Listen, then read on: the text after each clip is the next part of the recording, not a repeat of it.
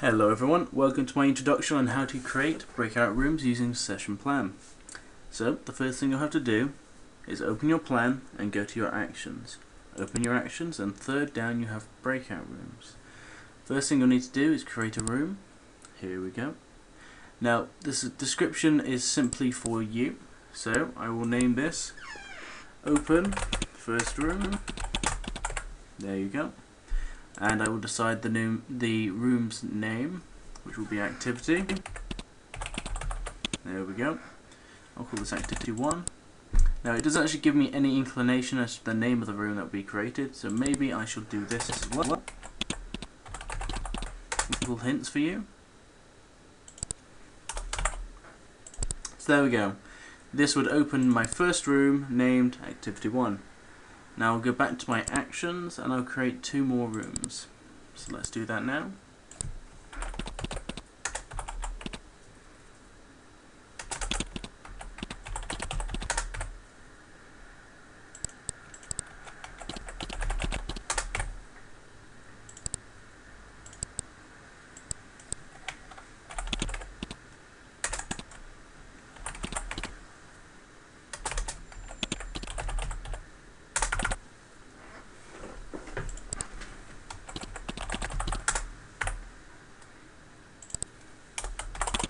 So there we go. Now some of you will be thinking that you can simply create one action to open one room and then you use that action multiple times. However, if you did this, it would attempt to create a room with the same name multiple times, which you cannot do. All the rooms have to have different names. Even if it's just the number or a single letter change, they all have to have different names. So this is why I've had to create 3 separate actions to create 3 separate rooms. Now, beforehand, when I created this in the classroom, I had an activity for each room. Now I'm going to do that again here, and the way I'm going to do that is I'm going to come to my actions, come to whiteboard, and click load file into whiteboard. However, I haven't actually got any files embedded yet, which I could select here. As you can see, nothing is embedded. So I shall go to embed file, and I will embed the files that I used before. So angles main, here we go. Now it does have to convert this as if you were loading it into the classroom itself. This doesn't take any longer. So here we go. I come back to my load file into whiteboard action, and I select the embedded file. So there you go, that's done. And I'll do this twice more so that I can create the same setup that I had before. So again, I have to embed the files that I want to use.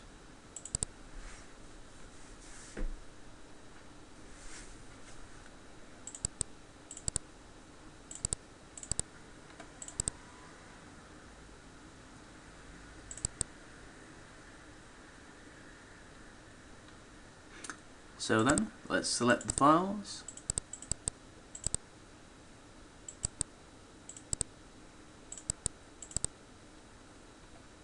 So there we go. I have embedded these files so that when I click those actions, the file will be loaded into the room that I'm currently in. And the reason I say the room I'm currently in is because if I was to create this room and then click this, it would load this PowerPoint into the main room and not the room that I've just created. It always loads the file into the room that you're currently in. Now what this does mean is you'll have to go into the room that you've just created and then load the file. But what it also means is that I could click this and then click 4 and 5 as well and load all 3 of those into one room if I wished, and then go to the other rooms and load them separately. But it means that you can load a lot of files into a single breakout room very quickly. So if you have a late joiner, you could open an emergency breakout room, put all the files in there for them, and then let them catch up at their own pace. So what I'm going to show you now is different options for creating your breakout rooms. So what I'm going to do is I'm going to come back to actions at the top, go to breakout room and distribute participants, and I'm also going to put down split participants. So the way this works is they make rooms in different ways. So this one can actually choose the room count and it will put people into the rooms, into groups of equal amounts, or as equal as it can possibly get. So if I had 4 people and I chose 2 rooms, I'd get 2 people per room. Or split participants, which goes by room group size, and then creates rooms around that. So if I had 4 people and I wanted 2 groups of 2, it would create 2 rooms. And that's just another way you can create a certain number of rooms, and then obviously you'd have to go into the rooms and load the activities separately, but it means that if you don't want to create the rooms individually, you can decide to distribute participants or split participants as you please. Now there's only a few more options to talk about, so we'll go to actions, breakout room, and then we'll have a look at what we've got here for you. So the only things I really need to talk about are close room, which is an option specific to session plan. You can't use the closed room option inside the classroom, and the return all to previous rooms option. Now closed room is kind of unique. You don't have access to this option inside the classroom, and the reason is because it will close a specifically named room. Now the reason this is sort of annoying for you is because if you've used the options of split participants or distribute participants, it will close only one of those rooms at a time, and it will only be the specifically named room, and you'll have to basically predict the room that you want to close, which means this isn't a very useful option. It's more situational. It's more for if you create a specific room, as I have here, and you want to close it later, and it's really, that's the only time you're going to use it. So it's something you won't use often, but it's worth mentioning because it is also kind of technical, because you have to get the room name exactly right. So if you go for a complex name, it's easier for you to come and copy and paste it. Now you can't right click to get to the copy options. What you have to do is you have to hold the left control of your keyboard and press C at the same time, and what this will do is it will copy it. So we'll come to close room now. I'll highlight this, backspace to delete it, and now I'll come back to my left control key and press the V button, and it is copied in. So what this would do now is it would guarantee that activity 1 would close when I selected this option. Now obviously I'll say close activity 1, so I know this is the action I've made to close activity 1 when I please. Now I'll talk very quickly about return all to previous rooms. If you want to use this option, you absolutely must also use the return all to main room option. You can drag everyone into the main room and then use it, but if you actually want to pace your lessons correctly and save yourself some time, it does not hurt at all to use this option as well. This is going to be your introduction to compound actions. So we're going to be looking at quite a broad range of uses for your compound actions. First thing we're going to look at, seeing as we're following on from it, is how you would use breakout rooms with compound actions. So just a quick explanation of what compound actions actually are, is they are an enabling tool for every other action that you create. So you would add a compound action, and everything you add underneath it will happen at the same time when you activate the compound action within a classroom. So they're really just a way of doing multiple actions at once and saving you a lot of time. Now, when you would use a compound action with a breakout room, what you would have to do is come to your action tools, open it up, click on compound action. So this is our compound action. Anything we have underneath this that is indented would be counted as underneath the compound action and controlled by the compound action.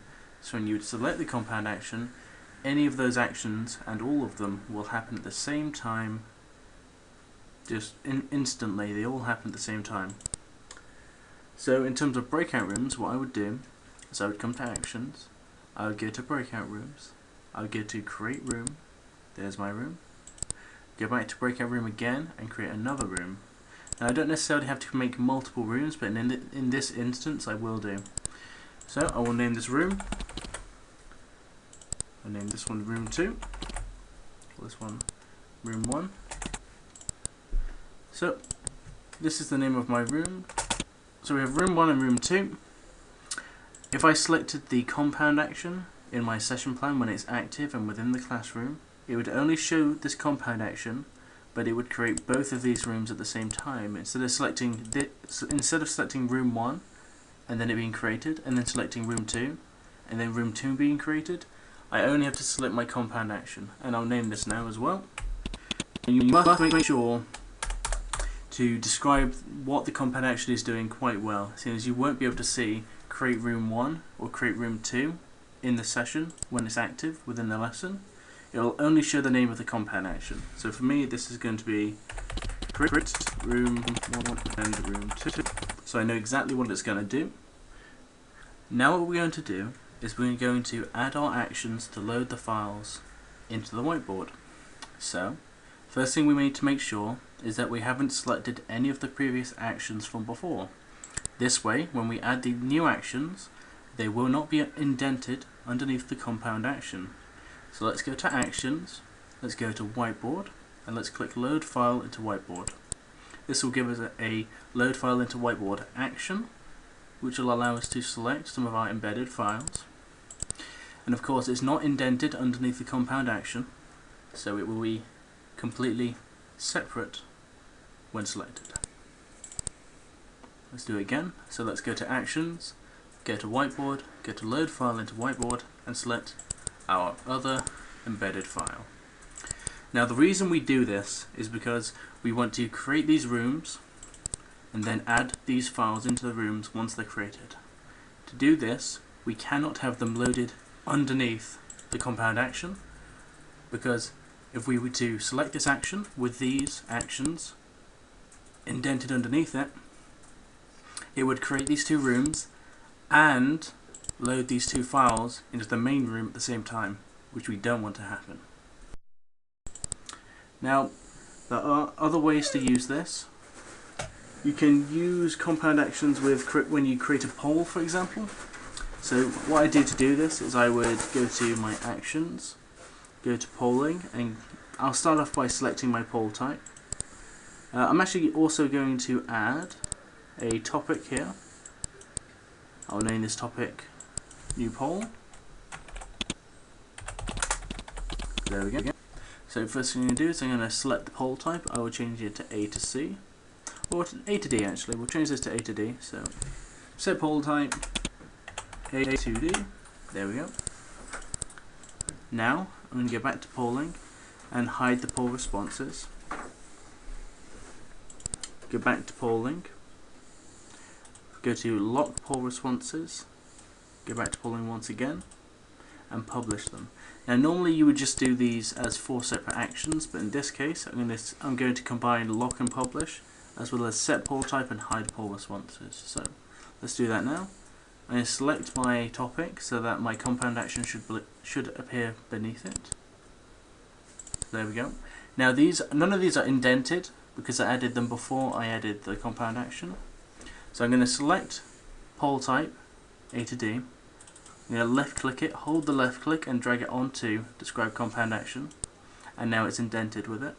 So now I'm going to take hide poll responses and drag it onto set poll type to A to D, and it's indented underneath it.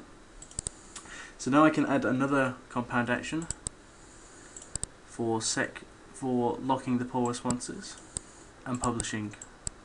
So there you go. And now I need to describe the compound action again.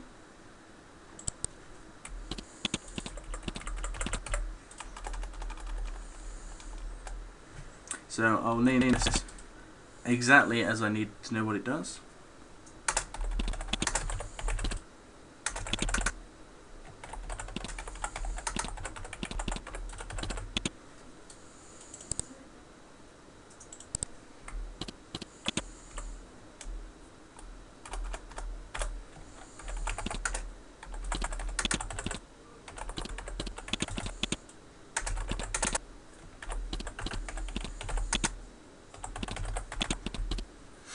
So now what this would do is I will see that I've got a new poll. Clicking this compound action would set the poll type and hide the poll responses, giving the students time to answer without being influenced by any other student answers. And then I could click this compound action to lock their responses and then publish the results. So they can't change their answers and we all get to see what they've chosen. I can then add a note here, a new text item, to remind myself after the poll response is done to clear poll and unlock results.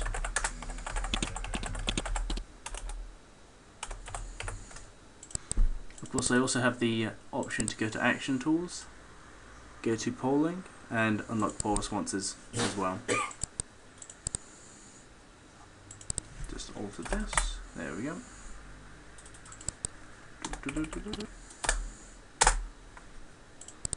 So now I'd know to clear the poll, and then I would unlock. So now what we're going to look at is we're going to look at doing web tours using compound actions.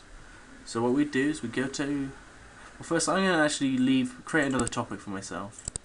Call this web tour. And now I'm going to go to my actions, go to the web tour actions, and go to web tour URL. I need to go find myself a good URL.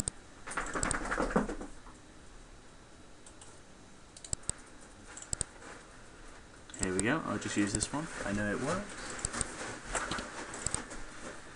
So there we go, I have a URL. Now I'm going to go to actions again, go to web tour, and go to publish web tour URL to chat.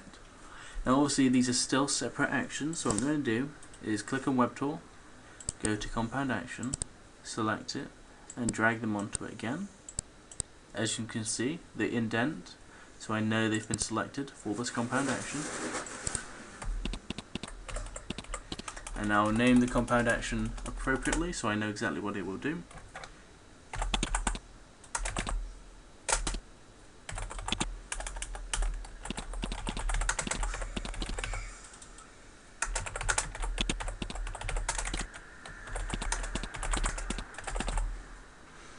There you go. So it's quite as easy. It's as easy as that when you want to do a web tour. Okay, so another use for compound actions is you could create a small research project for your students. So I'm going to call this the 10-minute project. And what I'm going to do is I'm going to link my students to 2 Google searches just on separate things, one being geomorphic rocks, because I'm great like that. Now, I can't publish a web tour URL to chat because I'm not using a web tour. What I'm going to be doing is I'll go to my chat action tools and go to send chat message. Now it'll go red because I haven't given a message, so I will link the URL to my search, name this,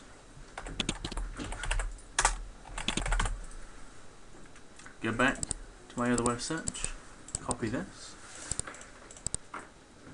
add another action from the chat, it'll turn red again, add another message.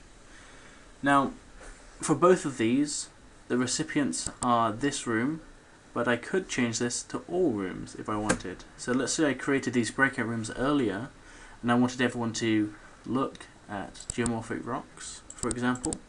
I would change this recipients from this rooms or just moderators to all rooms. Same again here. Right, synthetic diamonds, very good. Just name this.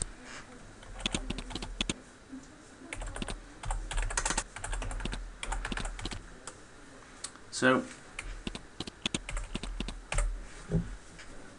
when I selected this option, it would give all my students this message in the chat in all the rooms, which would be a link to the Google search on geomorphic rocks. They could research this for 10 minutes and then come back to me on it. And I'm also going to embed a PowerPoint, which is a single slide PowerPoint, that I'm going to load into the whiteboard with the load file into whiteboard option. Select the correct one, here we go.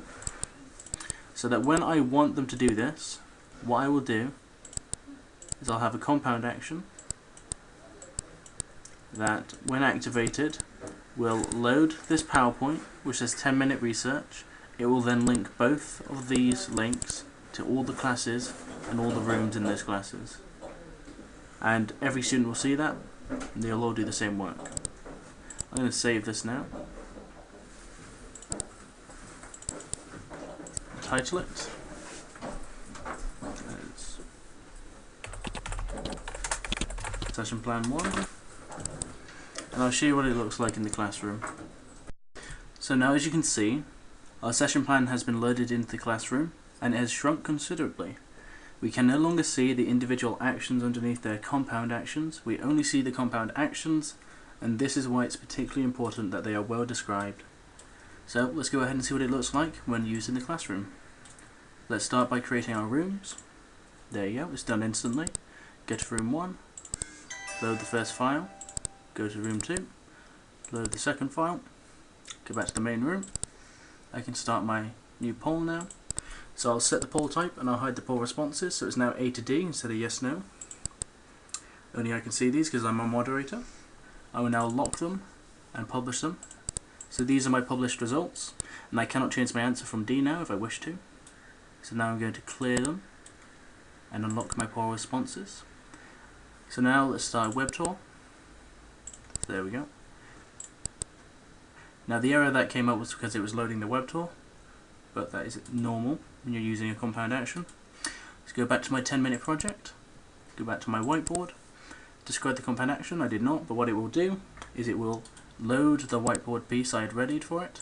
Here it is, 10 minutes research, and here are the 2 links for my students, as we made earlier. So that'll be it for now. If you have any questions, feel free to give us a call.